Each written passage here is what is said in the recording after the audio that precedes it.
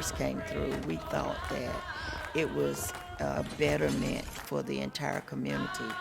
And they talked to us and told us what they were going to do. What we didn't realize was that in them coming through, it destroyed a community. It didn't build a community. Many of the people that had to move out from urban renewal, out from Brooklyn, they didn't get to come back to Brooklyn like they were promised. And many of them that wanted to come back just could not afford to come back. Because even though we had houses that were not up to standard, we had houses where we still had bathrooms outside the house, in the back, in a shed. We had houses where people, some of them didn't have grass, didn't know what, when we thought grass, we thought over on the other side of town in the white community.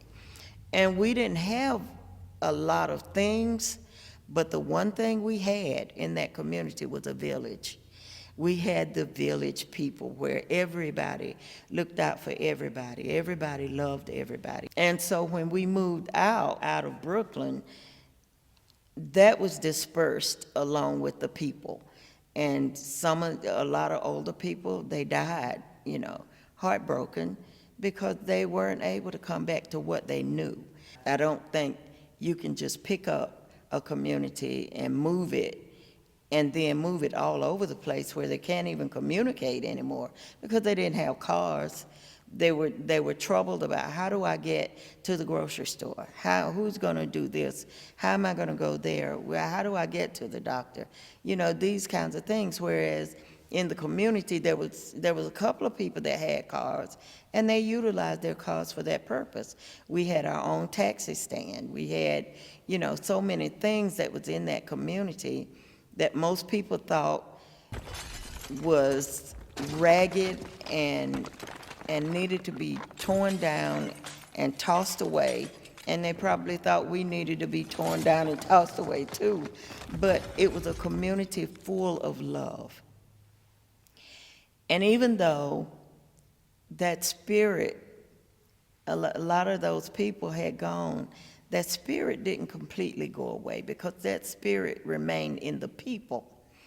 And many of those people moved back to what is now known as Green Meadows, and so that love is still there. And there was a lot of that same love in the younger people that would go and visit the older people now that are, when they were growing older, we went to see them. We tried to communicate and touch base. But some things you can't repair. Some things you just can't put back together. But now we have Green Meadows, Brooklyn. We're working on renaming or group naming the area.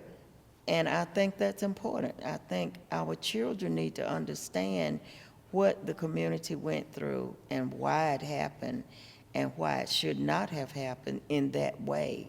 And they need to learn to fight for what is good and what is profitable for everybody, not just a few people. What were the promises that were originally made?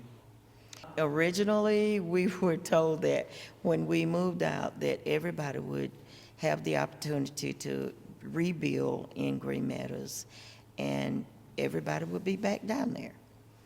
And that was the understanding that most people had. And it didn't happen that way.